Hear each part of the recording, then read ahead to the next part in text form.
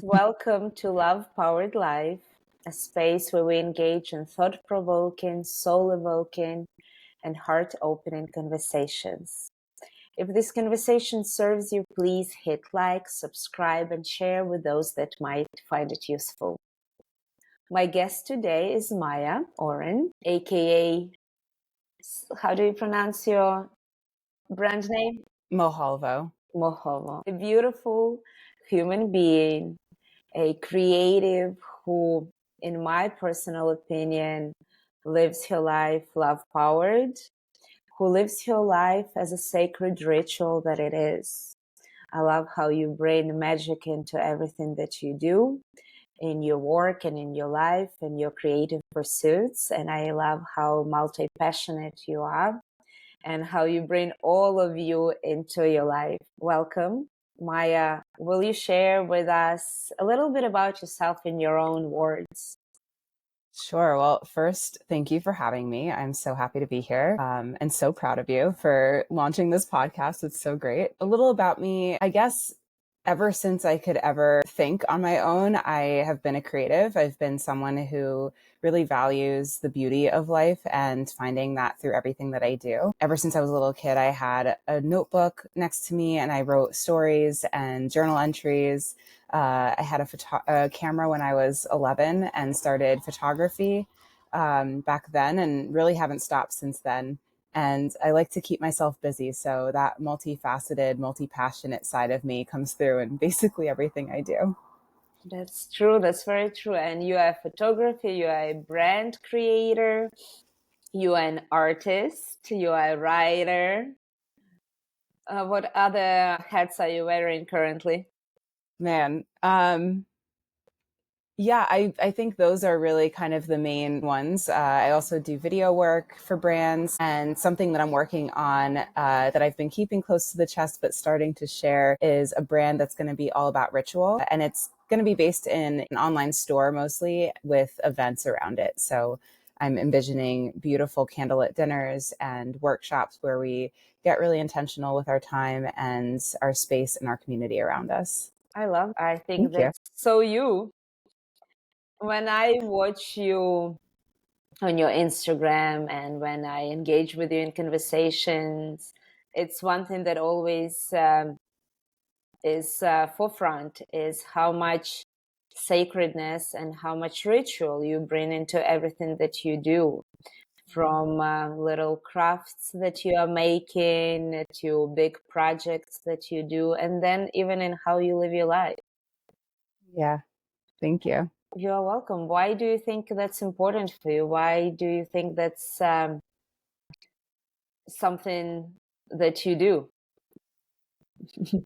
It's so hard. It's such a natural part of me. I just feel like life is meant to be lived in a really passionate way. Like we only have one earth and we only have one life that we are cognizant of at a time. And it's just so beautiful to really appreciate that and, find the beauty in the little moments.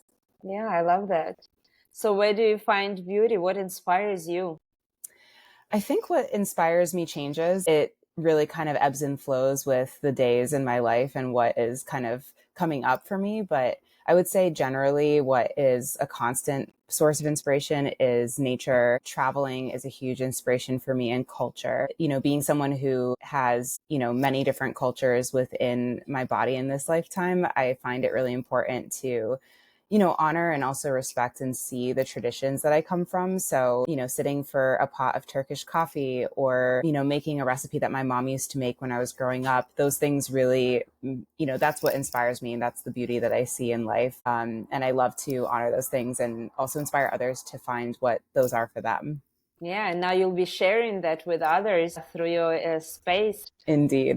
Yeah, that's exciting. Tell us a little bit about your multicultural background. What Yeah. shaped you to be this way?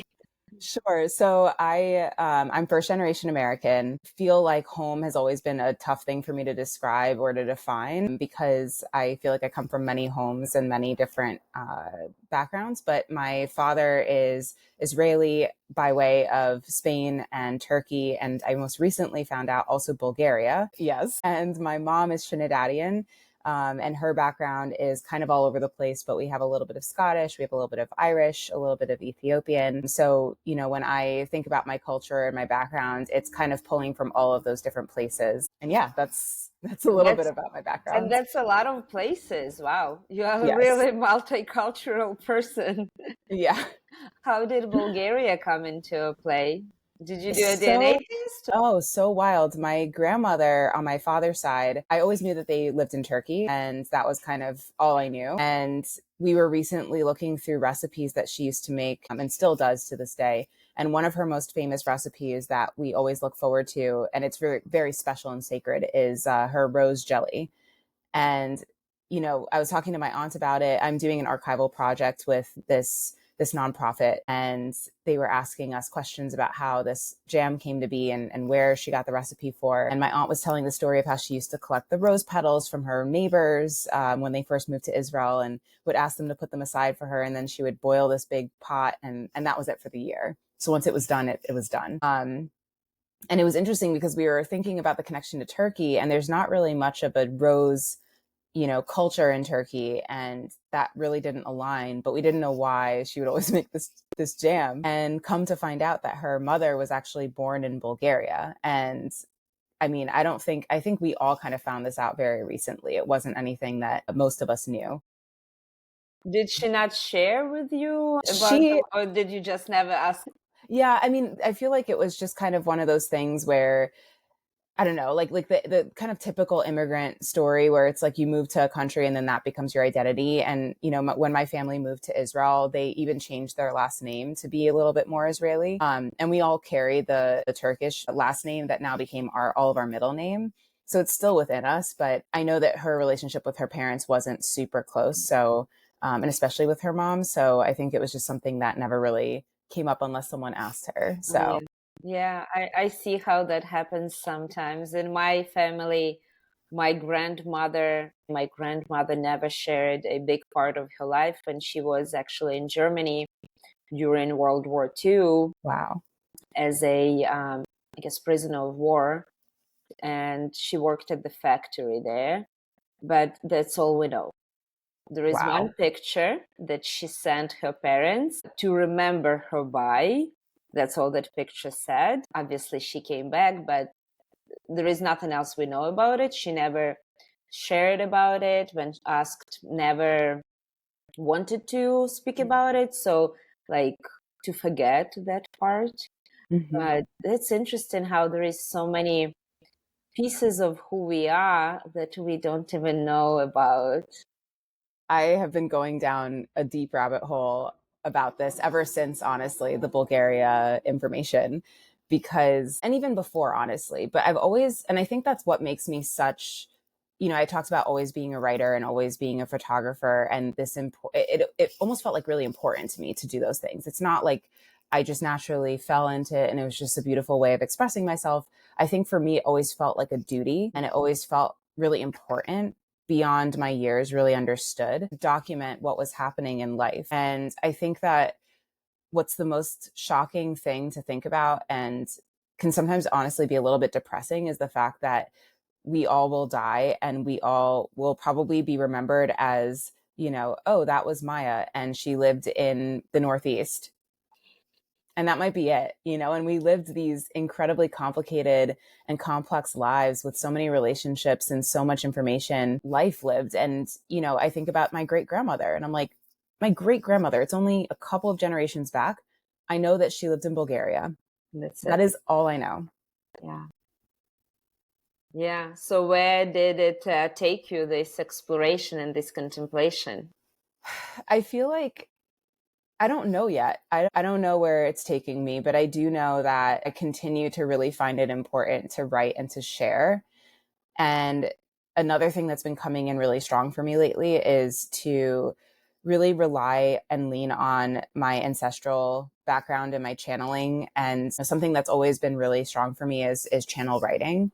Waking up in the morning and just allowing that stream of consciousness to come out onto the paper. And I actually ask my ancestors questions. I'll ask them, you know, what should I know today? And it's pretty wild what comes through. It's always something really wise. It's always something that like maybe I was contemplating, but generally it's out of left field. And I'm like, oh, I didn't even know that was in my body to come through today. But instead of just letting it be in the notebook, I've also started to write about that and share those contemplations, and write little quotes and share them to Instagram. And I think that's also a really important part of the practice, is putting it somewhere where it's not just in a notebook that might disintegrate in 100 years, but it's also somewhere where many people are seeing it, and who knows what that will lead to. So that's been important to me.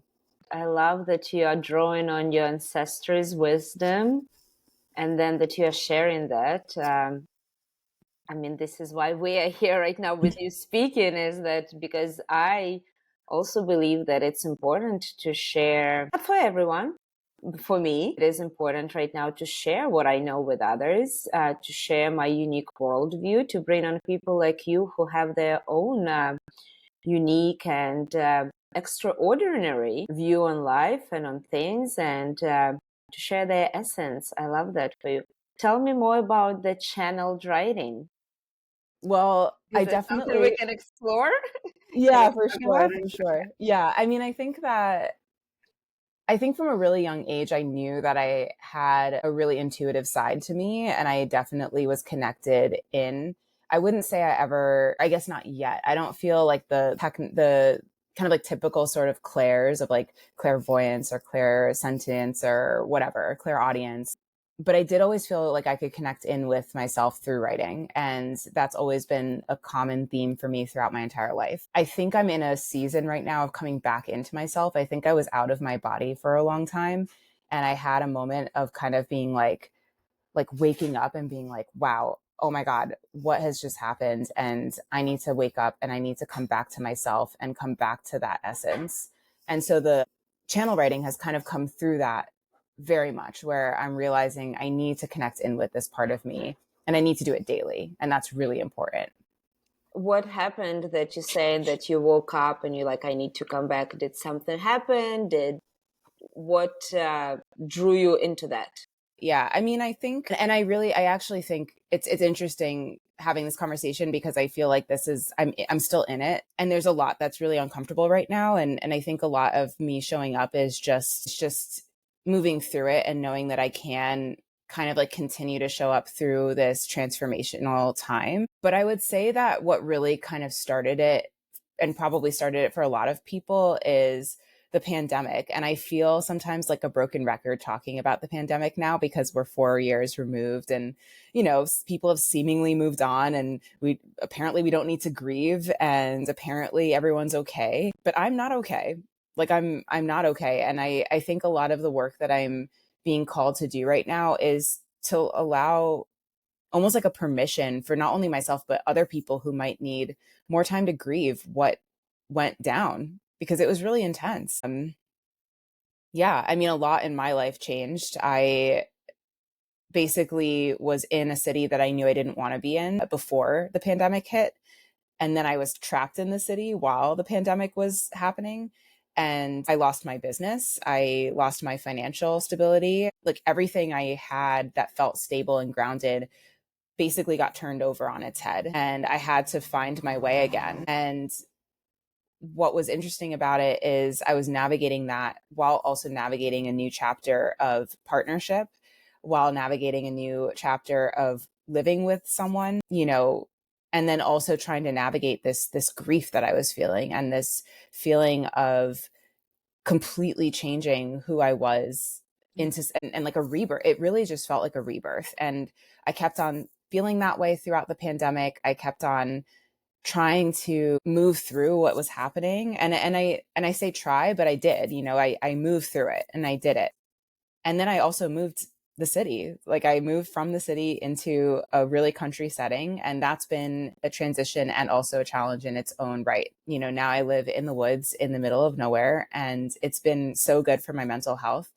But it's also been really hard for me because it removed me from community, and it removed me from my family and my friends. And so I think like it's interesting because I think there's like stages of this transformation I'm going through and this rebirth, and there's different obstacles at each crossroad of it. And I just know with all of my body that I'm still in it. And so it's tough to say like, now I'm on the other side and everything's great and I know what I'm doing, but I'm taking it each day at a time. And, I think the channel writing for me has started to come up as a practice because it feels like a way for me to continue to come back to center and remember who I am at my essence and at my core. And also, convene with people or beings, right, that I know are a part of me and want the highest good for me and want me to succeed and want me to do well. So I think that's kind of a long-winded story to say that that's kind of how I got to where I am now. No, I think that's a perfectly great story. I'll start from the end and then move into your story, but what you said about connecting with the beings that are a part of you, there is so much knowledge and so much experience that those beings, be that your ancestors or whatever whoever you are connecting with, have, that we can tap into, and knowing that we are always supported, be they in this realm or other realms, they're always here. The separation is only an illusion, and drawing on your strength and remembering your core, especially while you're navigating these waters of death and rebirth, because I know how you feel. I've been there multiple times, still going through it in my own ways, especially I feel like once you're on this path of personal growth and evolution, there is always that death, life, or death rebirth portal that we walk through. Yep. And I know that pandemic was that catalyst for a lot of people to embark on that journey. It put a lot of things into perspective for me too. And grieving is a big part of it. Yeah, it's over. It's been 4 years. I get it. But the effect it left on all of us, especially people who had a life-changing experiences due to it, you got to give it space for you to grieve, for you to process, for you to let those old parts of your life disintegrate, and to let the new ones be nourished by you and by who you are becoming. I celebrate you on that. That's not an easy path to walk. No, but thank you. And yeah, I think a lot of what I've been navigating is definitely that space and time, because I think a lot of times it's like we want everything to happen instantaneously. We want everything to happen right now. We want everyone to be better and everyone to be at their best. And I even feel myself putting the pressure on my heart about like, oh, well, it's been a year. Like I should have my life together. Like everything should have been falling into place by now.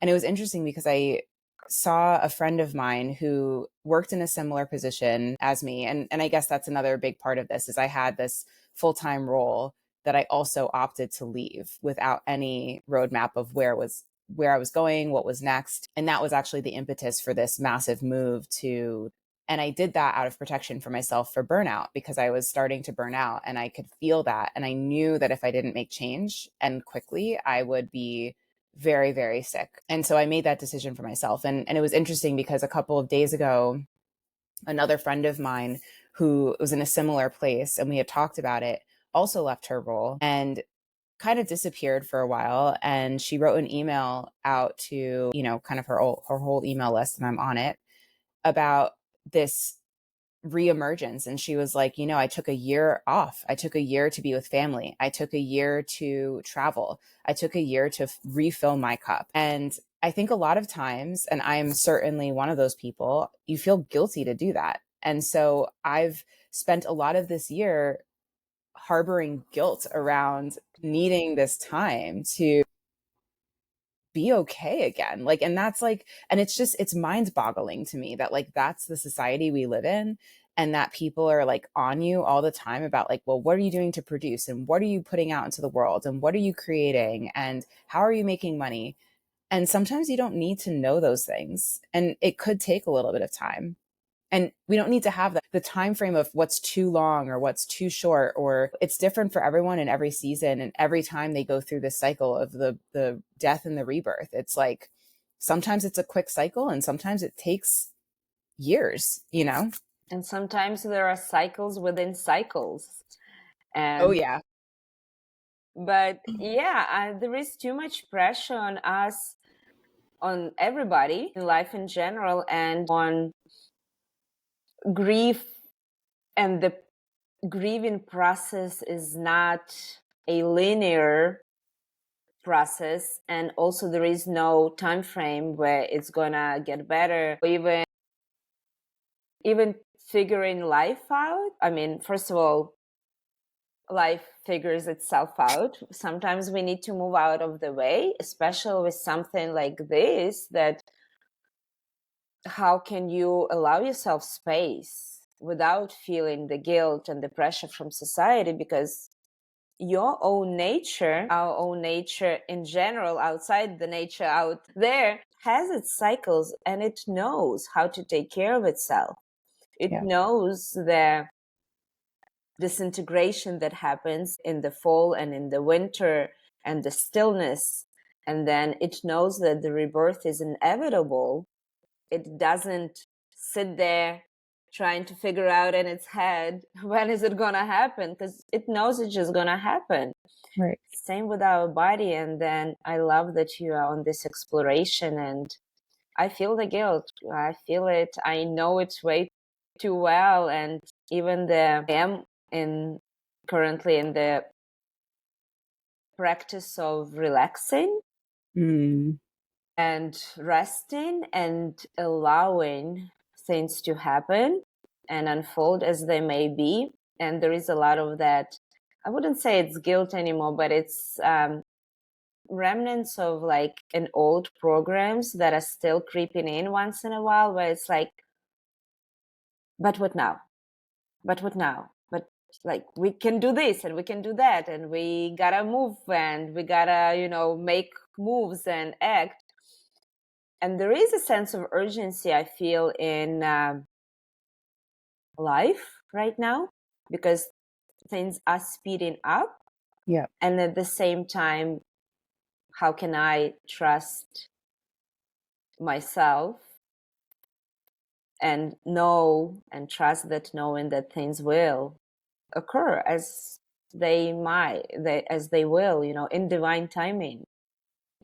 Totally. Yeah, it's interesting because I definitely feel that dynamic too, and that energetic shift, which also coincided with the pandemic. And, this is a little out there, but I think we have the right audience for it, is, this transition from Piscean to Aquarian era. And I very deeply believe that we're the bridge generation for that.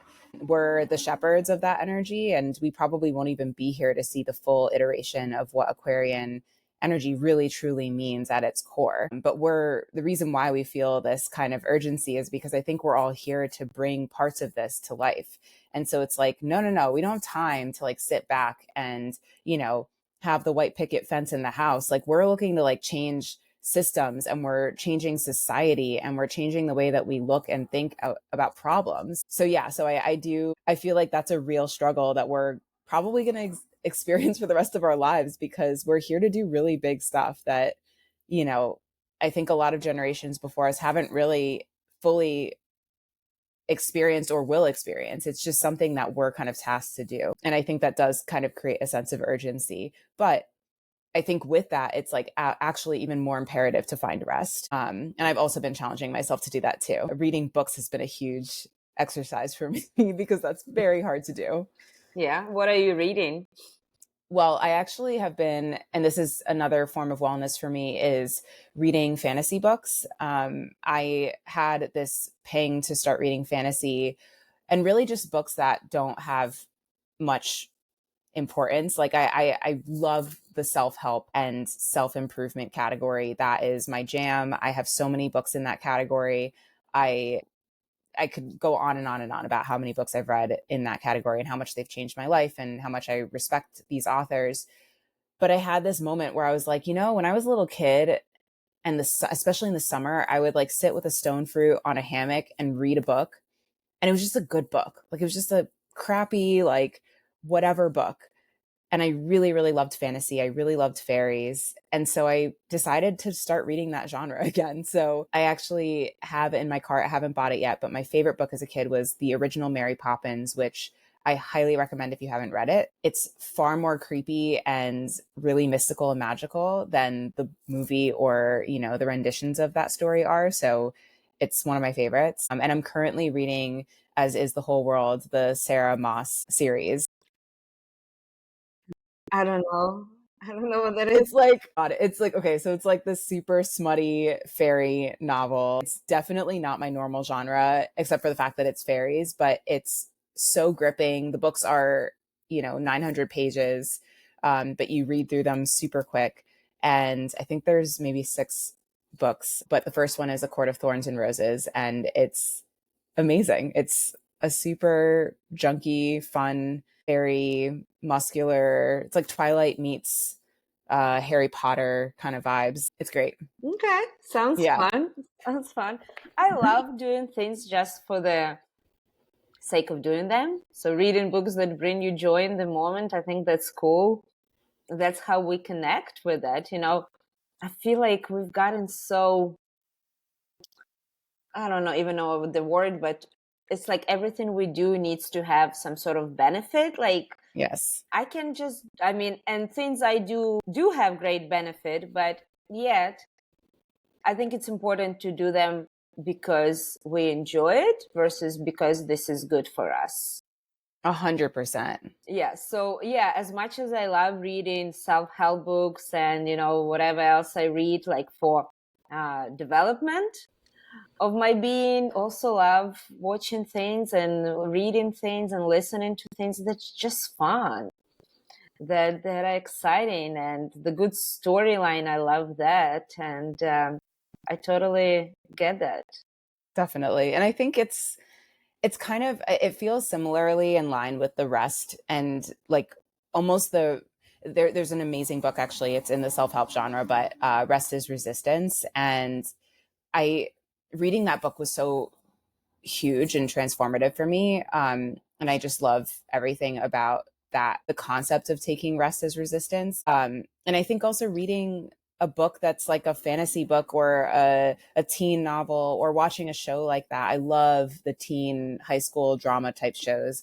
And I just love binging them and just watching, you know, watching that after a long day. It's like the best form of medicine sometimes.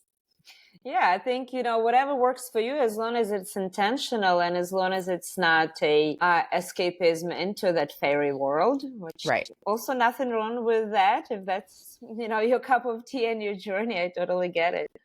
But I feel like last time we spoke, you mentioned, now, wasn't there something about fairies that you were connecting with in not just in books?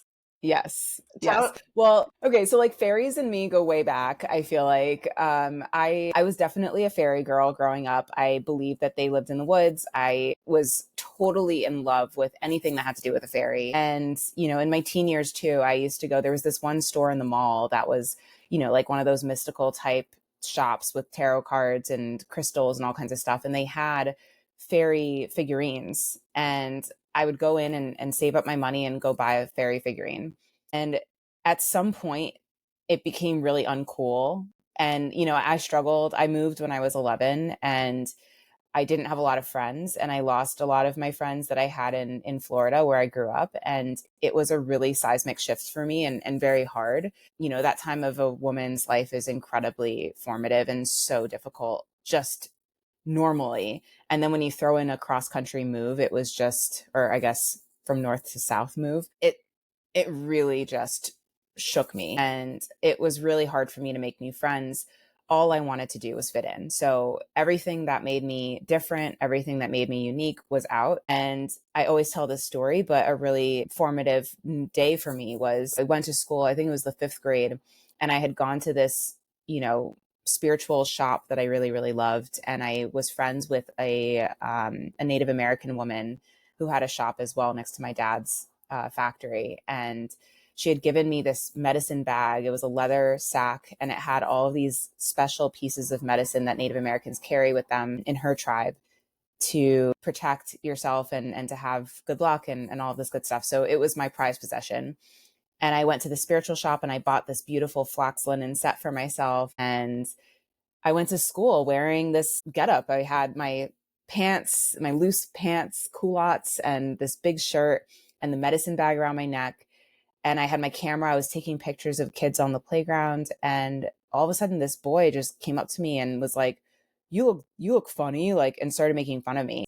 And people were laughing at my outfit and laughing at me. And it just completely shifted me. I was like, no more. Went home, took off the outfit. I don't even know where it is anymore. And I didn't bring my camera to school anymore. Like, the light had just been dimmed in my life. I stopped reading fantasy. I was like, whatever it is that is cool is what I'm going to do. And I started wearing sweatshirts and Converse sneakers and jeans. And that became my uniform basically through all of high school. And it was only until my third year in college that I really start to come back into myself and rediscover who I was. And the fairies were something that I feel like I neglected. It was like this huge part of my magic and a huge part of my belief system, and something that brought me so much joy as a child.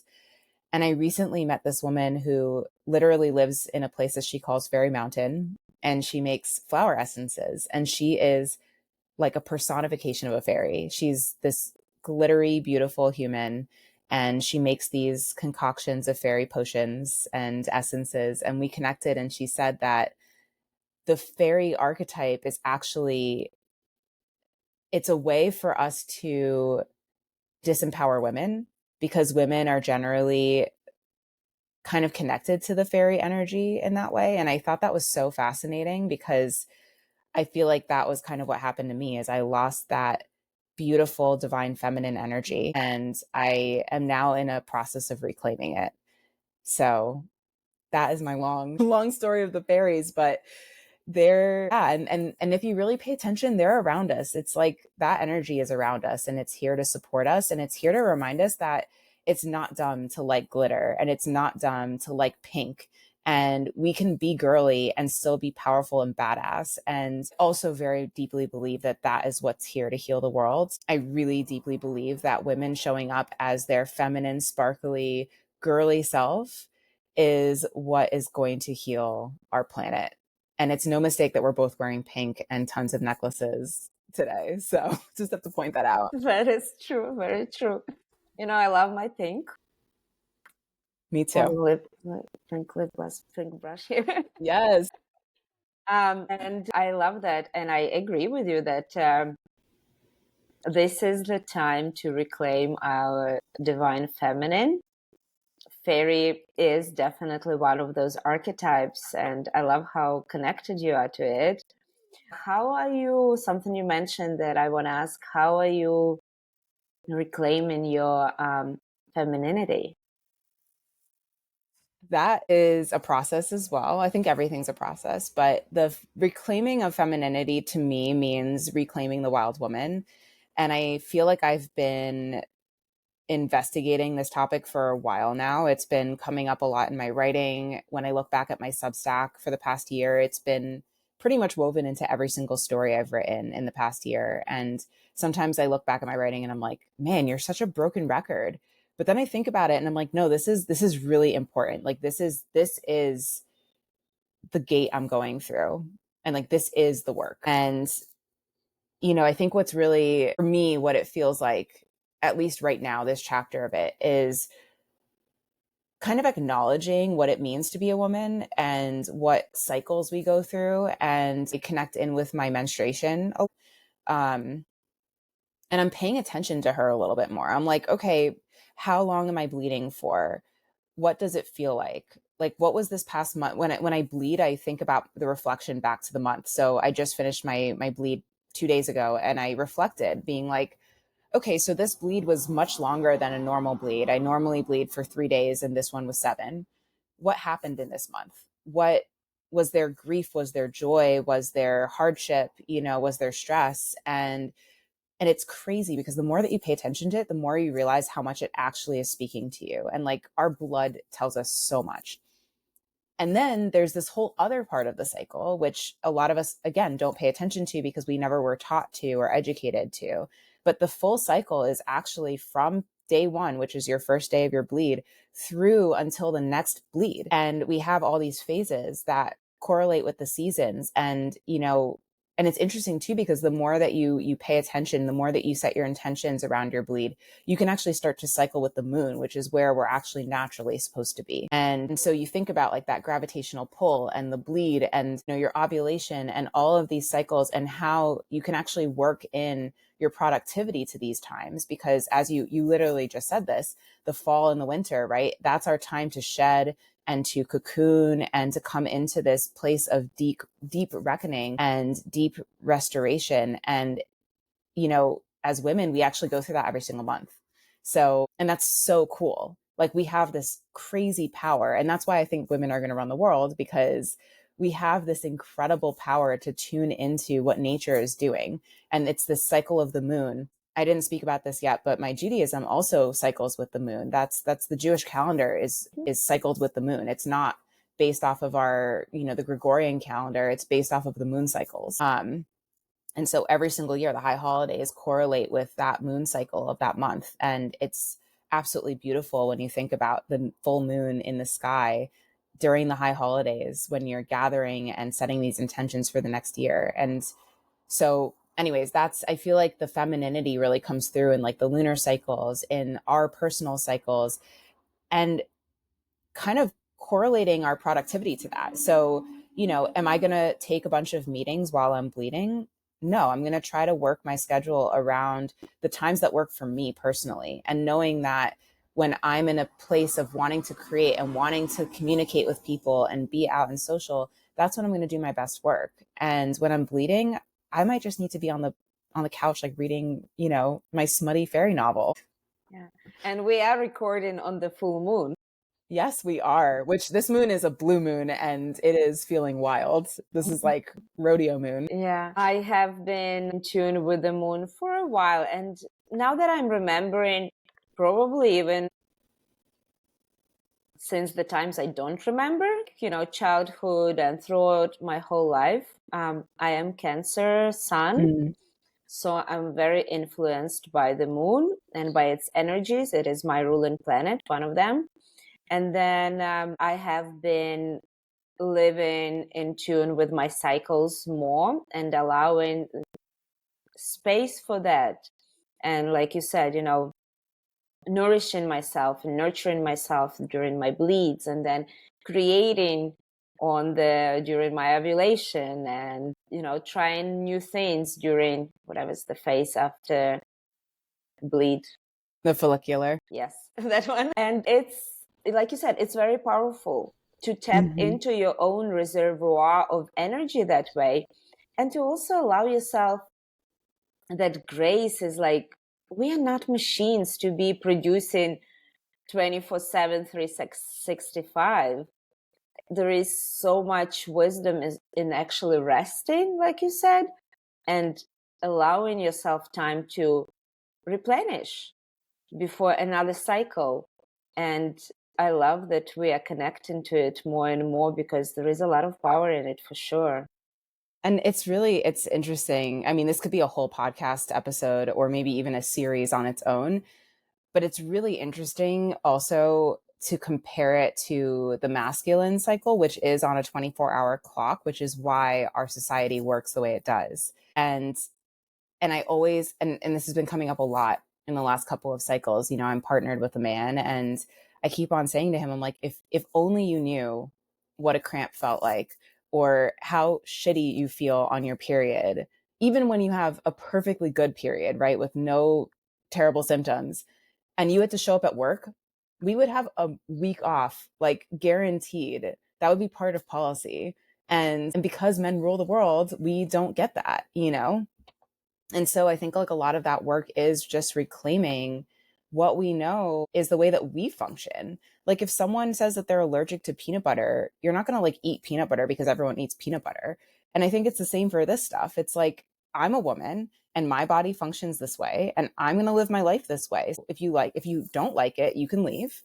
And if you can get with it, then you're with the program, you're a divine masculine. And, I think that's definitely the future of this balance and the work that I'm feeling really lit up by. Yeah, definitely the balance, and definitely, the unity of divine masculine and divine feminine, the space that, the masculine creates for us to blossom into our beauty and into our power. I love it.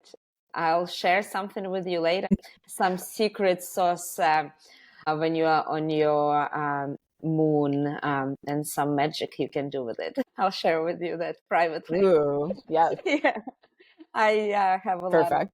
have a lot of little rituals that I do with that. Let's see. Tell me a little bit about way you see this society that we're, and the world we're speaking, that is that we are changing right now. How do you envision it? How do you imagine it? I think the big term that continues to come up and the word that comes up to mind is community. And I actually just wrote a piece about the Villages, which is a retirement community that has a lot of contention and rumors around it and a lot of opinions. But my parents decided to move there. I was horrified at first, was really resistant to that change and was like, why would you move to the middle of Florida? It's in the middle of the state. And I don't understand why you would move to Florida to not be on the ocean, but they did it. And I went to visit a couple of months ago, and only when I visited did I really understand what it offers and why a lot of people move there. And what it offers at its core is community, and a really safe community. It's a place that you put your name on your mailbox. Like, everyone has their names on their mailbox. Everyone goes out for walks at night. People invite people over for drinks to their house. It's just a very open, I like to call it screen door type culture. And I think my background comes from a very screen door culture. In Israel, you see that. My cousins, when I was there, would have their friends coming in and out. And my aunt would offer everyone, juice, and we would just sit on the porch and hang out and do crafts. And it was just very impromptu, very natural. And there was this sense of like togetherness and family beyond your normal, nucleus family. And the same is in Trinidad, like my family would drop by, this friend comes by with their pastels, and we'd be eating them, watching TV on the couch. And there's just this sense of like, we're not alone in the world. And I think that our society has sort of created this isolation, especially in America. You feel this urge when you turn 18 to leave and move across the country and go to college somewhere really far and exotic. And you kind of like lose that sense of family and community, and togetherness. And I think that the future is bringing that back and having structures to our neighborhoods that isn't this like suburban, American dream with the picket fence that, breaks you off from your neighbor and you never know their name and you don't go over to ask for sugar. I think that there's an opportunity for us to be more communal in the way that we interact with each other and raise the babies together. Like, why are mothers alone in that journey? I don't understand why we don't have, that ability to lean on each other and, have a break when you need a break and not fall into, postnatal depression because you don't have anyone to support you because you moved away when you were 18 and now you live in a different state. It's just that I think is at the core. And then there's so much more that I feel like can come from that, within our food systems and making things accessible to people. Like, why are there food deserts in places where people need that support and nutrients the most? Why are fruits and vegetables more expensive and rotting on the shelves in supermarkets? And we have, McDonald's opening up on every corner. And I think it's like this waking up of society that's happening that I just hope we can really turn the corner. And I think that a lot of it, it was interesting. I listened to Marianne Williamson be interviewed the other day by Rick Rubin. And she talked about this and she was like, the reason why I got into policy is because this actually can't happen. These shifts that we want to happen won't happen unless we have policy behind it. And it's also why I believe that women need to be running things, because we're nurturers by nature and we want this community and we want this, these circles and the wild woman to come through. I think we need more gathering. We need more of that tribal connection to being human and awareness of the beauty that's around us and, a desire to protect it and to enhance it rather than deplete it. Beautiful. I agree with you on community, on food systems and all of it. Yeah, it's at the same time, as much as I see it as our future, it is also our past. We are Oh, yeah. coming full circle. Women were the ones gathering around fires. I actually have this book holding my computer right now. It's called The Great Cosmic Mother. Ooh. I don't know if you read it, but I highly recommend it for you, especially who is reclaiming her wild woman and her divine femininity. It's a great read on the history, on the culture, and throughout the ages from the beginning of days, women were the pillars of tribes while men were out hunting or doing whatever. It was women who were creating policies, who were creating community, who were there with each other around the fire, making those big decisions for the tribe. Actually, women are the ones who nourish, like you said, they nourish families, and then of course they nourish societies, our communities. I love what you brought up where your parents moved. I feel like I don't know about retirement, I'm not there yet, but I know a few people in my friend groups who are a little older are moving to also like communal spaces that are more of a spiritual oriented. I know few, forgot the name, but few that are being built, and I'm not talking about like communals or whatever they're called, but I'm talking about actual communities that are being built with houses and such, where you get to move and live as a part of that communal, yeah. Right. And I see that we are disconnected from our friends, our family. Growing up in Ukraine, that was my childhood. Like you said, you just show up at somebody's door, you knock, you come in, and you eat a meal with them, invited or uninvited. You hang out with them, you spend time together, you go, and without any restriction or hesitation, or Right. you are welcomed in another family and you are given what it is you are needed, even if it's, you're sharing a meal with your friends, or even if you're going through tough times, your neighbors, and they are your family because they support you and they hold you up. We need more of that in America for sure. And yet I still believe that there are parts of the world where we come from that is still the main culture. Oh, yeah, definitely. Because it's still the same right now in Ukraine where my mom lives. Yep. My nephew now hangs out with his friends, and same thing. They just all come over and hang out, and it's kind of the same. And I love that he gets to grow up in that.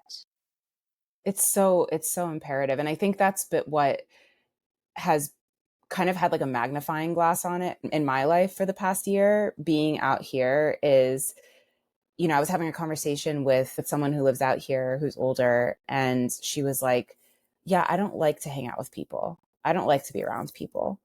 And I just was like, what? Like, that's so not human. It's so not natural. But we've been primed and like positioned for it over the years. And I really believe that the more that we isolate ourselves, the more we kind of stay in the dark. Like we just don't know. We don't understand.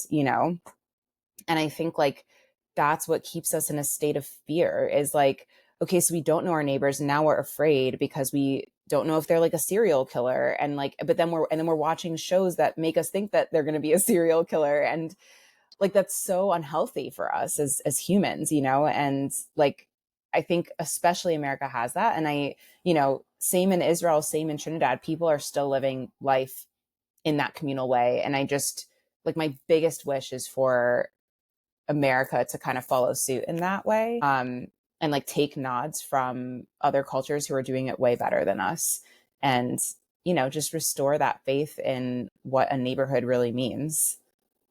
and restore that faith in humanity. Because if your neighbor is afraid, not that she is, but if someone is afraid of their neighbor or of another person, it only speaks of the unsafety that's within them and the fear that's within them. And it's like, why? How did we get here?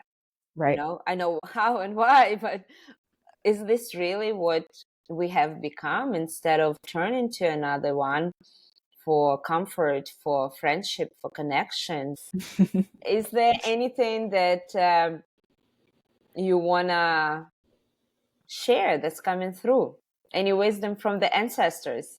I mean, I think that all of this has been wisdom from the ancestors. Yeah, I definitely am in a period and phase of life where I'm just feeling like being vocal and, sharing more about the way that I see the world, and what I wish for the world and what I wish for myself and for my friends.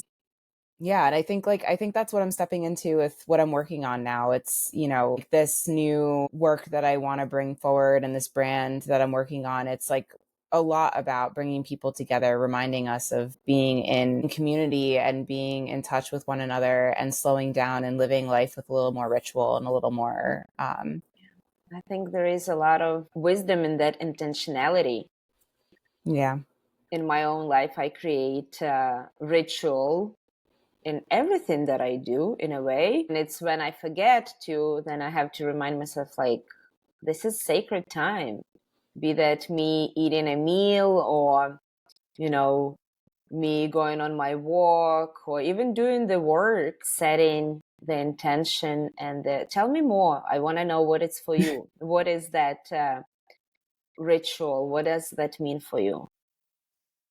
Ritual, I think, has a lot of meanings for me, but at its core, it's those things that you come back to and the things that sort of anchor you. And I think I also try really hard to keep it really simple. I think a lot of times we get really bamboozled by the wellness industry and they co-opt a lot of things and make it feel like we have to do this whole like big ceremony with, expensive singing bowls and crystals and all things around us, and everything has to be perfect and we have to be wearing white, and you have to have the perfect incense and all this stuff. But for me, it's like the things that just come naturally to me and I come back to. And so some of those things are, lighting a candle in the morning and just having it burn in the house, having that flame, or, I'll do a Palo Santo smudge sometimes. And it's really, again, like, it's not all the time. It's like when I feel it. And I think that's a huge part of the ritual, is doing it when you feel it, because you're tuning into that intuition. Another thing that's been a healing medicine for me is cacao, and that came in really strongly. I had never worked with cacao or tasted cacao ceremonially. And in 2020, the end of 2020, I started to get this deep call that I needed to work with cacao and I needed to have cacao in the house. And ever since I've had it, it's always in the cabinet. And it's really, I feel like it's a wintering beverage for me. It's something that I drink on my period. It's something that I drink in the winter and the fall, but I always add honey to it because for me it's a beverage that's speaking to the heart, and it's something that grounds me and reminds me that, of goodness and of sweetness and of joy. So it's a joyful beverage. And so, yeah, I lean on that a lot, especially when I'm feeling depressed or, going through a hard period.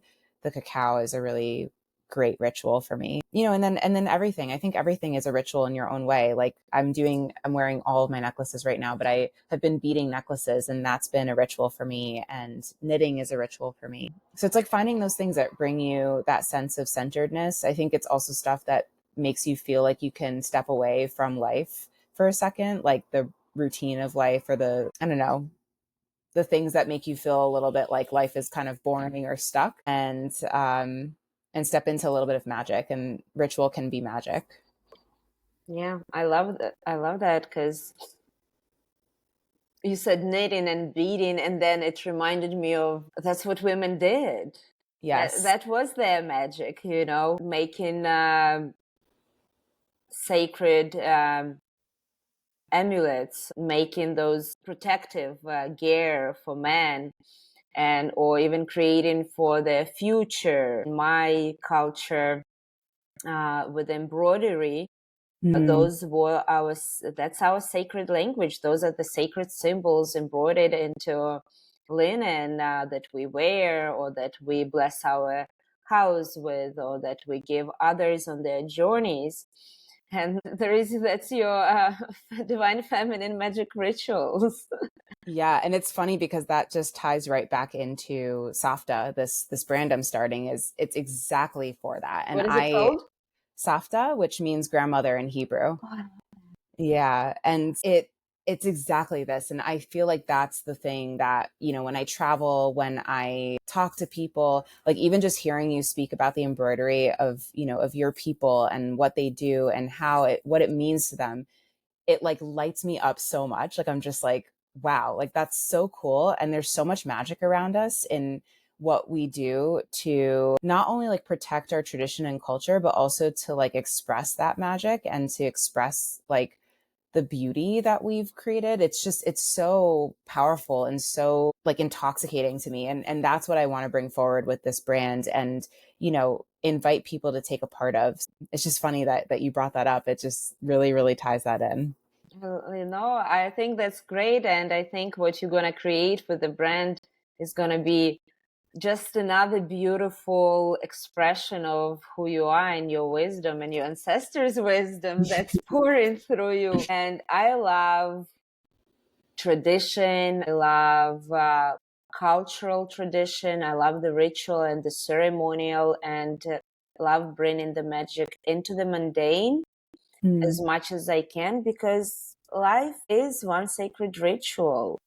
It's one ceremony, and we can either engage with it mindlessly, or we can engage with it mindfully, and we can bring more our ancestors' wisdom into it, and we can bring more of intentionality and of our heart into our everyday life by creating the ritual around it. Can you share some of your favorite rituals that you do for yourself besides the ones you already mentioned? Yeah, I mean, I think, Or is and it's that sacred and discreet? no, I think, I think it's a lot of what we spoke about in the beginning, but specifically, I really, really enjoy meditating in the morning. I'm coming back to that practice after a while of a hiatus of kind of like losing myself a little bit in the blur of, the grief and the rebirth and all of that. But coming back to that has been really medicinal and is a really sacred ritual for me. Taking walks is another way that I love to connect into ritual. And the channeled writing is a huge, and writing in general, I think as a ritual is really important to me. And, and I think that's amongst all the other things. I feel like I'm just one of those people, as you just said so beautifully, the magic, creating magic out of mundane. And I think like that's kind of my approach to all of my life. And interestingly, this past weekend, my partner had to run some errands in a really kind of gross part of the state that I really would prefer just not to go to, but sometimes we have to go there because it's the main, city nearby us. And I was like, I really don't enjoy this day. Like, I don't enjoy a day where I'm just running errands and going to places that just feel really mundane and boring. And my way of creating magic out of it is to find places nearby that might bring some sort of delight. And, I did find an antique shop that was nearby, and we didn't go this past weekend, but usually when I go to that area, I'll stop into the antique shop and just wander around a little bit. This time I found a coffee shop where I was able to get a really nice cortado, just take that moment of sipping the coffee and being in a coffee shop and enjoying that moment of kind of creativity and fun and magic. So I think that's just a part of the way that I incorporate ritual is just, finding the magic in every day and figuring out ways to make things more fun as we move through life and the things we have to do. That's a good reminder for all of us to do Yes. that always. Okay, beautiful. Thank you so much, Maya. I always love talking with you. We go as a multi-passionate, multi-dimensional beings that we are. We always go and cover many different topics, but they all do tie into one. that you've just shared was so beautiful, sacred, bringing ritual into the mundane and then creating magic and connecting with yourself wherever you go for life. Thank you so much. Thanks for having me. This was such a beautiful and lovely conversation. As always.